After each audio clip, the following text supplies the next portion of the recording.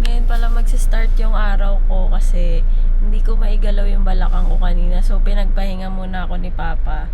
Siya muna yung nag-gym. It's 14 a.m. Nandito kami sa parking ng school ni KD and Max. Ayan, inaantay lang namin si Max. Tapos, ihahatid na namin siya sa bahay. Then, diretso kami PLDT kasi wala na namang internet. So, ipapacheck namin kung ano yung nangyari. Then, yun lang. So, sana gumaling na yung likod ko. Kasi, ang hirap pala ng ganito. What more yung mga taong nakasaklay na or talagang nabalian ng buto. Sobrang hirap nun. Ito parang nagkaspasm ako or yung muscle ko.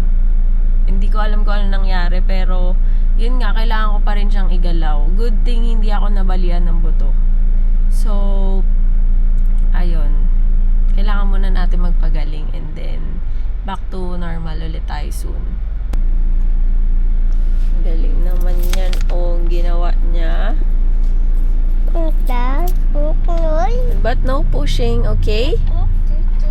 Max, no pushing. Okay?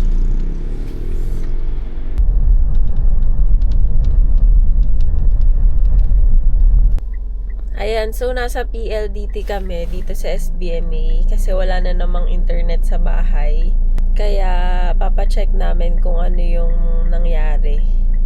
So, ayun. And then, pupunta na kaming Ayala. Bibilihan ako ni Papa ng camera. Bagong camera.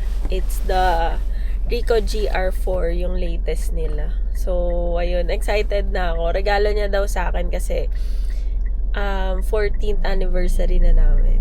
Yes. Yun lang. Sa Ayala! Ano kayang bibilihin ni Papa? May bibili ng camera. Ito na siya, guys. So, parang mas manipis siya. Tapos, ang claim dun sa mga nakita ko review, mas mabilis daw siyang gamitin. Parang, kunyari, may pipicturean ka. Pagka pindot mo ng power button, mag-open agad siya. Tapos, pwede ka nang mag-picture agad. Then, nakalimutan ko na yung ibang review. Pero, kahit pa paano naman may difference sa Ricoh GR3. Ito yung box niya. Ayan yung price. Thank you, Papa. Welcome. Foods! Thank you, Papa. Welcome. Anniversary gift niya sa akin. Ako, magmamahal lang. Love you. Love you more. Enjoy. Ganda niya. Look. Parang low-bat siya agad.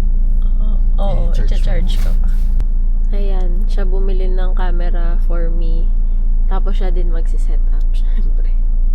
Hindi ko na kasi alam yun i-set up eh. Kaya siya nagsiset up. Thank you! Nagbaon kami ng food. Dito na lang kami kakain sa car. Bago mag-grocery. Ano? Economy. Yan. Sarap gulay and then GG. Grocery muna.